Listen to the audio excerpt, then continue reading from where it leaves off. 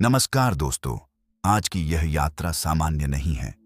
यह कोई प्रेरणादायक भाषण नहीं, कोई सतही आध्यात्मिक चर्चा नहीं और न ही मनोरंजन के लिए रची गई कोई कथा है।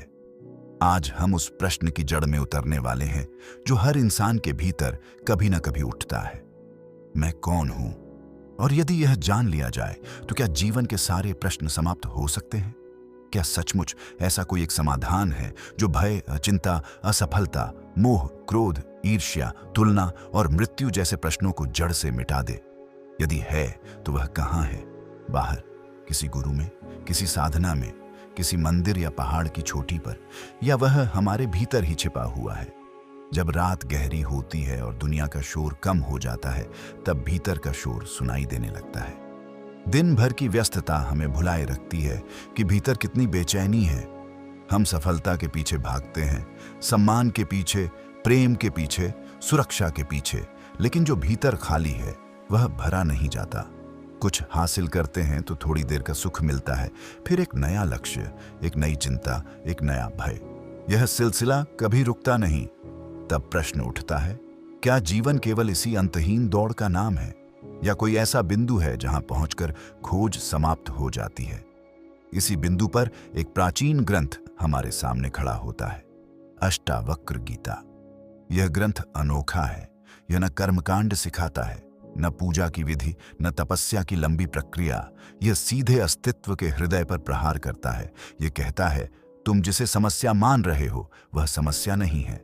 तुम स्वयं को गलत पहचान रहे हो, और जब तक पहचान गलत है तब तक हर समाधान अधूरा है। इस ग्रंथ का स्वरूप भी असाधारण है। यह एक संवाद है, एक राजा और एक आशी के बीच।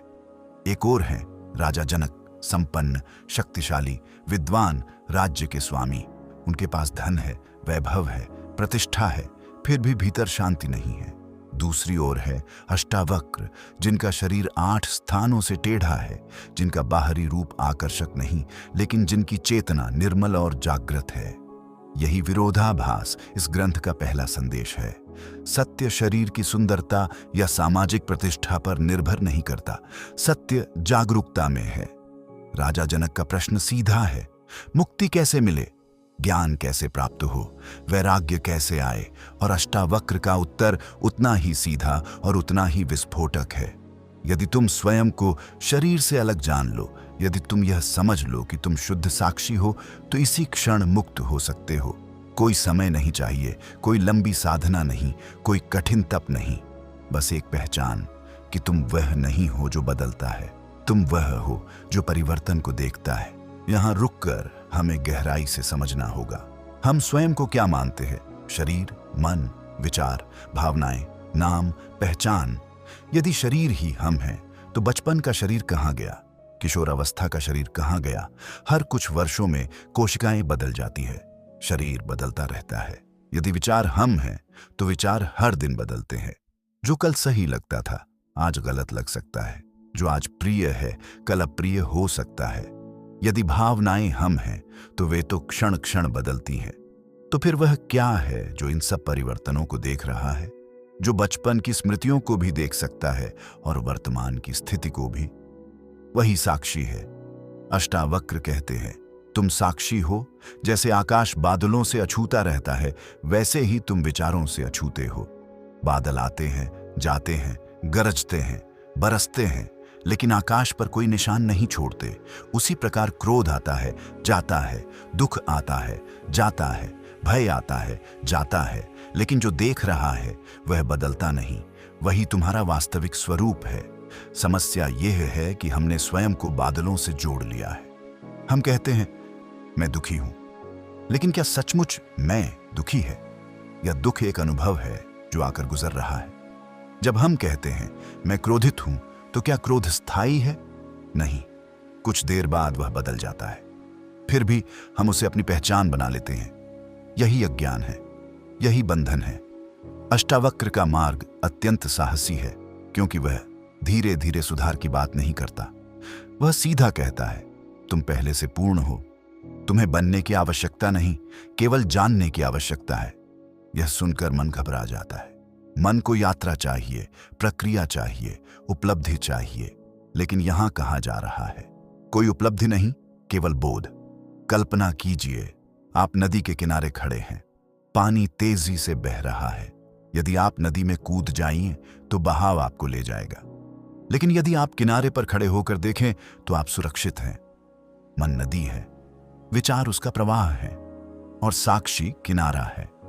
जब तक आप मन के साथ बहते रहेंगे तब तक सुख दुख आपको इधर उधर ले जाते रहेंगे, लेकिन जैसे ही आप साक्षी में ठहरते हैं एक दूरी आ जाती है। वही दूरी मुक्ति है। यह दूरी उदासीनता नहीं है, यह जीवन से भागना नहीं है, यह केवल पहचान का परिवर्तन है। कर्म चलते रहते हैं, शरीर कार्य करता है, संबंध निभते हैं, लेकिन भीतर यह स्पष्टता रहती है कि मैं करता नहीं, साक्षी हूं। तब सफलता आती है तो अहंकार नहीं बढ़ता, असफलता आती है तो आत्मग्लानि नहीं होती, प्रशंसा मिलती है तो आसक्ति नहीं होती, निंदा मिलती है तो टूटन नहीं होती। आज का मनुष्य तुलना में जी रहा है। सोशल मीडिया पर दूसरों की उपलब्धियां देखकर स्वयं को छोटा महसूस करता है। भविष्य की चिंता में वर्तमान खो देता है। अतीत की गलतियों में उलझकर स्वयं को दोष देता है। अष्टावक्र इन सब पर एक ही प्रकाश डालते हैं। तुम यह सब नहीं हो, तुम साक्षी हो। तुलना मन में है, भविष्य मन में है, अतीत मन में है, साक्षी केवल वर्तमान है। यहाँ एक और गहरी बात है। हम अक्सर सोचते हैं कि मुक्ति भविष्य में मिलेगी, जब सब ठीक हो जाएगा, जब धन पर्याप्त होगा, जब परिवार संतुलित होगा, जब ध्यान सफल होगा। लेकिन अष्टावक्र कहते हैं मुक्ति कोई भविष्य की घटना नहीं, यह वर्तमान की पहचान है। यदि अभी नहीं तो कभी नहीं, क्योंकि भविष्य भी जब आएगा तो अभी बनकर ही आएगा। जब यह समझ धीरे धीरे भीतर उतरती है तो जीवन हल्का होने लगता है। समस्याएं पूरी तरह समाप्त नहीं होती, लेकिन उनका बोझ कम हो जाता है। जैसे कोई फिल्म चल रही हो और आप जानते हो कि यह केवल फिल्म है। दृश्य आते हैं, जाते हैं, लेकिन आप पर स्थायी प्रभाव नहीं डालते। अष्टावक्र गीता नैतिकता का ग्रंथ नहीं है। यह नहीं कहता ऐसा करो, वैसा मत करो। यह केवल सत्य बताता है। तुम वही हो जिसे खोज रहे हो, और जब यह समझ आ जाती है तो आचरण स्वयं बदल जाता है। क्योंकि जो स्वयं को पूर्ण जानता है वह लालच में क्यों पड़ेगा? जो स्वयं को साक्षी जानता है वह हिंसा क्यों करेगा? परिवर्तन प्रयास से नहीं, समझ से आता है। राजा जनक ने जब यह सुना तो कहा जाता है कि उन्हें तत्काल बोध हुआ। उन्होंने अनुभव किया कि वे शरीर नहीं, मन नहीं, बल्कि शुद्ध चैतन्य हैं। यह चमत्कार नहीं था, यह केवल भ्रम का गिरना था। जैसे अंधेरे में रस्सी को सांप समझ लिया जाए और दीपक जलते ही भय समाप्त हो जाए। सांप कभी था ही नहीं, उसी प्रकार बंधन कभी था ही नहीं, केवल अज्ञान था। अब प्रश्न उठता है, क्या यह केवल कथा है या हमारे जीवन में भी संभव है? उत्तर है संभव है, यदि हम सुनने को तैयार हों। सुनना केवल शब्दों को सुनना नहीं, बल्कि भीतर मौन होना है। जब हम बिना प्रतिरोध, बिना तर्क के खुले मन से सुनते हैं, तब शब्द बीज बन जाते हैं और एक दिन वे अंकुरित होते हैं। इस यात्रा में सबसे बड़ी बाधा हमारा अहंकार है। अहंकार कहता है मैं जानता हूं, लेकिन अष्टावक्र कहते हैं जो जानता है वह जानने योग्य नहीं। जो देखा जा सकता है वह तुम नहीं। तुम देखने वाले हो, और देखने वाले को देखा नहीं जा सकता, केवल अनुभव किया जा सकता है।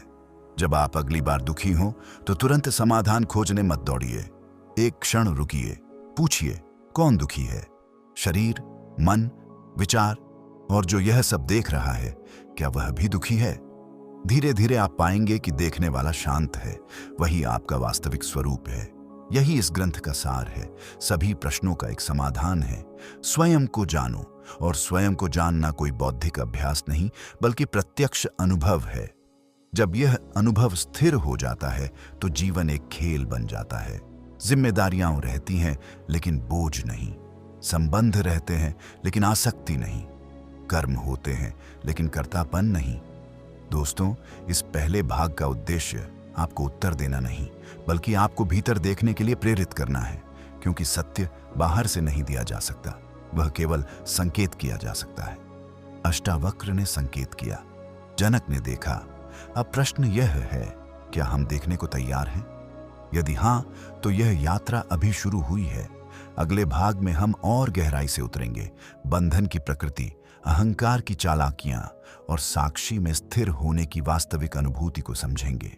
दोस्तों, पिछले भाग में हमने एक अत्यंत मौलिक सत्य को छुआ था कि हम शरीर नहीं, मन नहीं, बल्कि साक्षी हैं। लेकिन यदि यह इतना सरल है तो फिर हम इसे अनुभव क्यों नहीं कर पाते? यदि हम पहले से ही मुक्त हैं तो बंधन का अनुभव क्यों होता है? यदि हम शुद्ध चैतन्य हैं तो भय, क्रोध, ईर्ष्या और दुख हमें छू कैसे लेते हैं? यही इस दूसरे भाग का केंद्र है। बंधन की जड़ क्या है?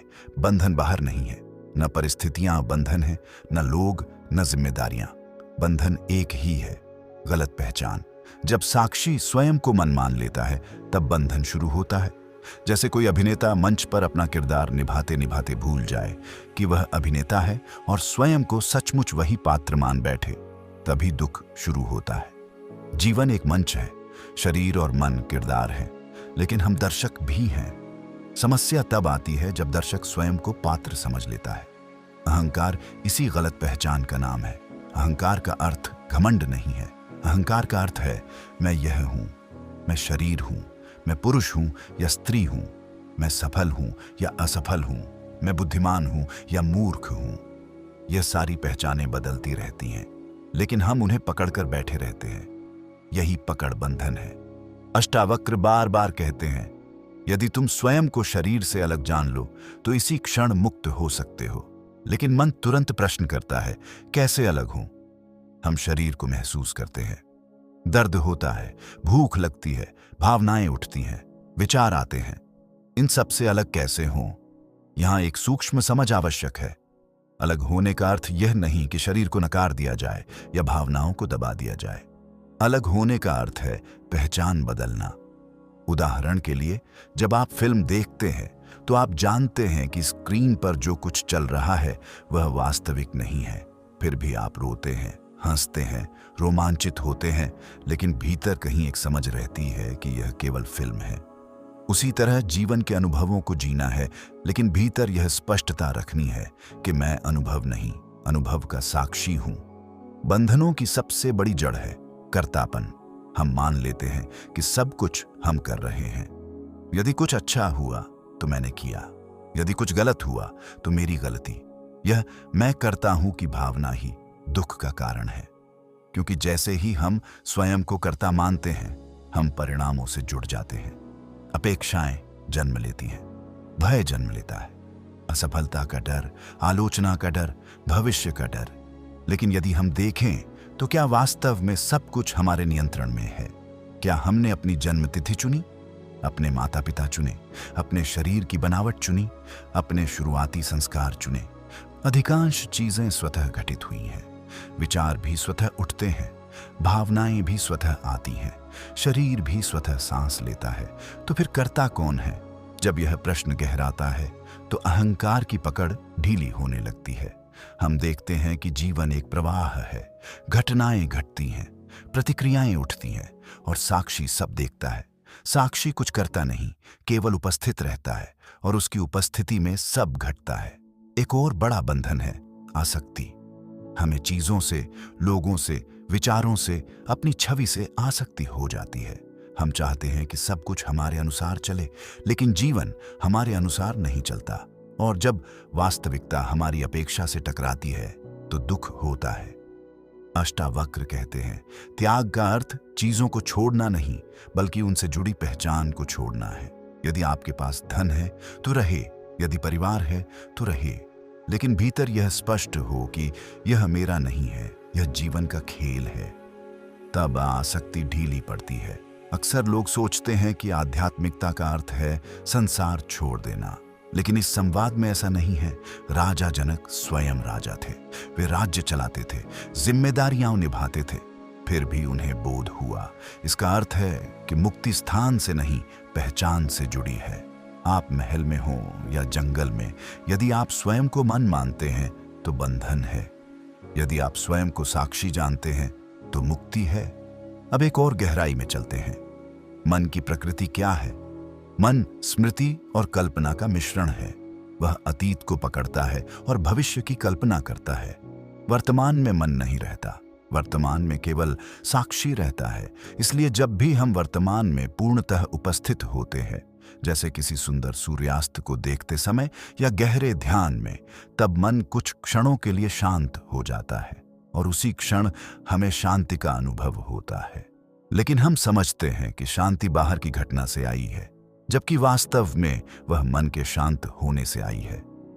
अष्टावक्र कहते हैं, शांति प्राप्त नहीं करनी, केवल पहचाननी है। वह पहले से है। जैसे आकाश को साफ करने की आवश्यकता नहीं, बादल हटते हैं तो आकाश स्वयं प्रकट हो जाता है। उसी प्रकार जब विचारों से पहचान हटती है तो साक्षी स्वयं प्रकट हो जाता है। यहां एक व्यावहारिक प्रश्न आता है, साक्षी में स्थिर कैसे रहें? क्या कोई अभ्यास है? अष्टावक्र का मार्ग अभ्यास पर आधारित नहीं, बल्कि समझ पर आधारित है। लेकिन प्रारंभ में कुछ जागरूकता आवश्यक है। जब भी कोई भावना उठे, क्रोध, भय, ईर्ष्या, उसे तुरंत दबाए नहीं, उसे देखें। कहें, यह क्रोध उठ रहा है। ये मत कहें, मैं क्रोधित हूं। शब्द बदलते ही पहचान बदल जाती है। धीरे धीरे एक दूरी बनती है। यही दूरी साक्षी है। जब आप चलते हैं तो देखें कि शरीर चल रहा है। जब आप बोलते हैं तो देखें कि शब्द निकल रहे हैं। जब आप सोचते हैं तो देखें कि विचार उठ रहे हैं। यह देखने की आदत धीरे धीरे गहरी होती है और एक दिन अचानक स्पष्ट हो जाता है कि देखने वाला अलग है। अहंकार बहुत सूक्ष्म है। वह आध्यात्मिक अहंकार भी बना सकता है। वह कह सकता है, मैं साक्षी हूं, मैं ज्ञानी हूं। लेकिन यदि कोई स्वयं को ज्ञानी मानता है तो अभी भी पहचान बची है। साक्षी को किसी घोषणा की आवश्यकता नहीं। वह मौन है। बंधनों का एक और रूप है, भय, विशेषकर मृत्यु का भय। यदि हम स्वयं को शरीर मानते हैं तो मृत्यु सबसे बड़ा संकट है। लेकिन यदि हम स्वयं को चैतन्य मानते हैं तो शरीर का परिवर्तन उतना ही स्वाभाविक है जितना वस्त्र बदलना। यह केवल एक दृष्टिकोण नहीं, बल्कि अनुभव का प्रश्न है। जब साक्षी में स्थिरता आती है तो मृत्यु का भय धीरे धीरे कम होने लगता है। इस मार्ग में धैर्य आवश्यक है, क्योंकि वर्षों की आदतें एक दिन में नहीं टूटती। मन बार बार पुराने पैटर्न में लौटेगा। पहचान फिर शरीर से जुड़ जाएगी। लेकिन हर बार जब आप जागरूक होंगे, एक छोटी सी दरार पड़ेगी और एक दिन यह दरार इतनी बड़ी हो जाएगी कि भ्रम गिर जाएगा। यह भी समझना होगा कि साक्षी होना निष्क्रिय होना नहीं है। आप कार्य करेंगे, निर्णय लेंगे, प्रेम करेंगे, संघर्ष भी करेंगे, लेकिन भीतर एक मौन रहेगा। जैसे समुद्र की सतह पर लहरें उठती हैं, लेकिन गहराई में स्थिरता रहती है। यदि आप केवल लहरों को देखें तो अशांति दिखेगी। यदि गहराई में उतरें तो मौन मिलेगा। अष्टावक्र गीता का संदेश अत्यंत सीधा है। तुम वही हो जिसे खोज रहे हो। खोज इसलिए चल रही है क्योंकि खोजने वाला स्वयं को खोया हुआ मान रहा है। जैसे कोई व्यक्ति अपने ही घर में खड़ा होकर चाबी खोज रहा हो, जबकि चाबी उसकी जेब में हो। कोई उसे केवल यह बता दे कि जेब देखो, बस इतना ही। यह ग्रंथ हमें जेब दिखाता है। वह कहता है, बाहर मत खोजो, भीतर देखो। जो देख रहा है वही उत्तर है। सभी प्रश्न मन में हैं और मन साक्षी के प्रकाश में ही दिखाई देता है। यदि प्रकाश पर ध्यान जाए तो छाया स्वतः गायब हो जाती है। अब धीरे धीरे यह समझ परिपक्व होने लगती है कि जीवन का उद्देश्य कुछ बनना नहीं, बल्कि जो है उसे पहचानना है। यह पहचान कोई उपलब्धि नहीं, बल्कि स्मरण है। हम भूल गए हैं कि हम कौन हैं। अष्टावक्र हमें याद दिलाते हैं। इस दूसरे भाग का सार यही है, बंधन वास्तविक नहीं, केवल गलत पहचान है। अहंकार उसी गलत पहचान का नाम है और साक्षी में स्थिरता ही मुक्ति है। अभ्यास नहीं, बल्कि सजगता। त्याग नहीं, बल्कि समझ। भागना नहीं, बल्कि देखना। यही मार्ग है। अगले भाग में हम और गहराई से समझेंगे कि जब यह पहचान स्थिर हो जाती है तब जीवन कैसा दिखता है।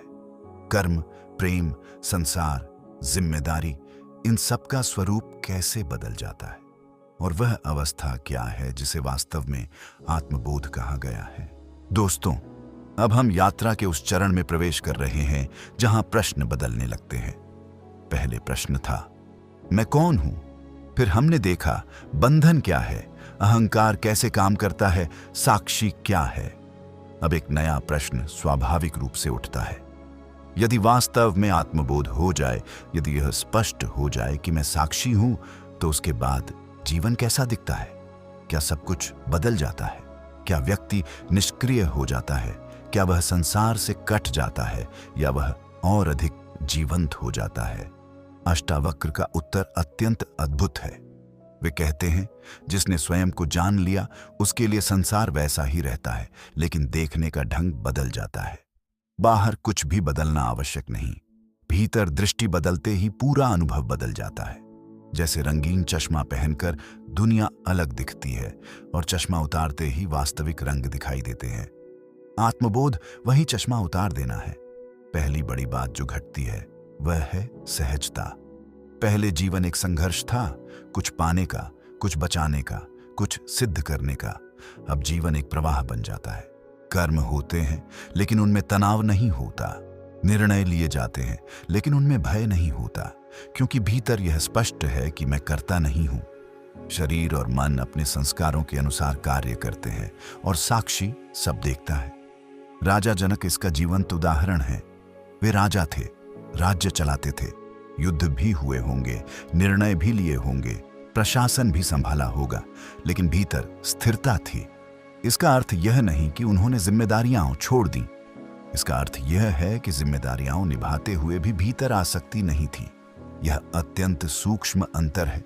कर्म करना और कर्म में डूब जाना अलग बात है। जब आत्मबोध होता है तो व्यक्ति जीवन को एक लीला की तरह देखने लगता है। लीला का अर्थ है खेल। खेल में आप पूरी तरह भाग लेते हैं, लेकिन जानते हैं कि यह खेल है। यदि जीत गए तो प्रसन्नता है, यदि हार गए तो भी मुस्कान है, क्योंकि गहराई में आप जानते हैं कि यह अंतिम सत्य नहीं है। उसी तरह जीवन की घटनाएं आती हैं, सफलता, असफलता, प्रेम, बिछड़ना, लाभ, हानि, लेकिन वे अब अंतिम नहीं लगती। वे लहरें हैं और आप समुद्र हैं। एक और परिवर्तन होता है, प्रतिक्रियाएं धीमी पड़ जाती हैं। पहले कोई कुछ कह दे तो तुरंत प्रतिक्रिया होती थी, क्रोध, आहत होना, प्रतिशोध। अब पहले एक क्षण का अंतर आता है, जैसे भीतर कोई देख रहा हो। यह शब्द आए, यह भावना उठी, उसी क्षण प्रतिक्रिया नहीं रह जाती, वह एक सचेत क्रिया बन जाती है। यही सजगता है, यही स्वतंत्रता है। आत्मबोध के बाद प्रेम का स्वरूप भी बदल जाता है। पहले प्रेम में भय था, खो देने का भय, अस्वीकार का भय, अपेक्षाओं का बोझ।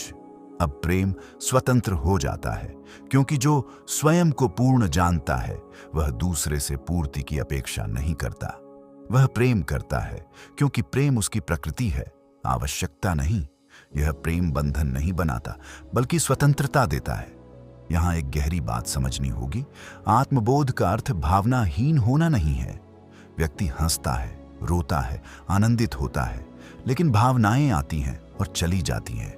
वे स्थायी पहचान नहीं बनती। जैसे आकाश में इंद्रधनुष कुछ क्षण के लिए प्रकट होता है और फिर विलीन हो जाता है, वैसे ही भावनाएं आती हैं और चली जाती हैं। साक्षी अपरिवर्तित रहता है। भय, विशेषकर मृत्यु का भय, धीरे धीरे कम होने लगता है। यदि मैं शरीर हूं तो मृत्यु अंत है। यदि मैं साक्षी हूं तो शरीर का परिवर्तन उतना ही स्वाभाविक है जितना वस्त्र बदलना। यह विचार मात्र नहीं, बल्कि अनुभव का विषय है। जब ध्यान में, मौन में व्यक्ति अपने भीतर उस अचल उपस्थिति को महसूस करता है जो विचारों से परे है, तब उसे आभास होता है कि यह कुछ ऐसा है जो समय से परे है। आत्मबोध के बाद व्यक्ति वर्तमान में अधिक जीने लगता है। पहले मन अतीत में उलझा रहता था या भविष्य में दौड़ता था। अब वर्तमान पर्याप्त है। चाय पीते समय केवल चाय का स्वाद है, चलते समय केवल चलना है, सुनते समय केवल सुनना है। यह साधारण प्रतीत हो सकता है, लेकिन यही गहरी शांति का स्रोत है, क्योंकि मन की अशांति अतीत और भविष्य के बीच झूलने से आती है। अष्टावक्र का मार्ग तपस्या का मार्ग नहीं, सहजता का मार्ग है। वे बार बार कहते हैं, तुम प्रयास मत करो स्वयं को बदलने का, जो तुम हो उसे जान लो। यह जानना ही परिवर्तन है। जब आप जानते हैं कि आप आकाश हैं, तो बादलों को हटाने की आवश्यकता नहीं। वे अपने समय पर आएंगे और चले जाएंगे। आत्मबोध के बाद नैतिकता स्वतः आती है। व्यक्ति को नियमों की आवश्यकता नहीं रहती, क्योंकि जब वह स्वयं को सब में देखता है तो वह किसी को हानि कैसे पहुंचा सकता है। जब वह जानता है कि सामने वाला भी उसी चैतन्य की अभिव्यक्ति है, तो हिंसा संभव नहीं रहती। यह बाहरी अनुशासन से नहीं, भीतर की समझ से आता है। अब एक और महत्वपूर्ण प्रश्न, क्या आत्मबोध स्थायी होता है? प्रारंभ में झलक मिलती है, कुछ क्षणों के लिए गहरी शांति, गहरा मौन, फिर मन लौट आता है, पुरानी आदतें लौट आती हैं, लेकिन हर झलक एक बीज बो देती है। धीरे धीरे यह झलक स्थिरता में बदल सकती है। यह कोई उपलब्धि नहीं, बल्कि पहचान का परिपक्व होना है। अहंकार इस अवस्था में भी चालाकी कर सकता है। वह कह सकता है, मैं जाग गया हूं, लेकिन जैसे ही मैं जाग गया का विचार आता है, पहचान फिर विचार से जुड़ जाती है। इसलिए सच्चा आत्मबोध मौन है। उसमें घोषणा की आवश्यकता नहीं। जो जानता है वह शांत रहता है। आत्मबोध के बाद व्यक्ति अकेलेपन से नहीं डरता, क्योंकि अकेलापन अब खालीपन नहीं, बल्कि पूर्णता है। पहले अकेलापन असहज था, कुछ करने की इच्छा, किसी से बात करने की इच्छा। अब मौन में भी आनंद है। यह आनंद किसी वस्तु से नहीं जुड़ा, बल्कि अस्तित्व से जुड़ा है। यहां यह भी स्पष्ट कर दें कि आत्मबोध जीवन की चुनौतियों को समाप्त नहीं करता। शरीर बीमार हो सकता है, प्रियजन दूर जा सकते हैं, आर्थिक कठिनाइयां आ सकती हैं, लेकिन इन सब के बीच एक आंतरिक संतुलन रहता है। जैसे तूफान के बीच भी समुद्र की गहराई शांत रहती है। व्यक्ति परिस्थितियों से टूटता नहीं, क्योंकि उसकी जड़ें गहरी हैं। अष्टावक्र का संदेश अत्यंत क्रांतिकारी है। मुक्ति अभी है। यदि अभी नहीं तो कभी नहीं, क्योंकि भविष्य केवल एक विचार है और जो साक्षी है वह हमेशा अभी में है। इसलिए आत्मबोध कोई लक्ष्य नहीं, बल्कि वर्तमान में जागना है। अब धीरे धीरे यह स्पष्ट होने लगता है कि जीवन का उद्देश्य कुछ बनना नहीं, बल्कि होना है। हम हमेशा कुछ बनने की कोशिश करते रहे, अधिक सफल, अधिक सम्मानित, अधिक आध्यात्मिक, लेकिन होना ही पर्याप्त है। और जब होना पर्याप्त हो जाता है तो बनने की दौड़ समाप्त हो जाती है।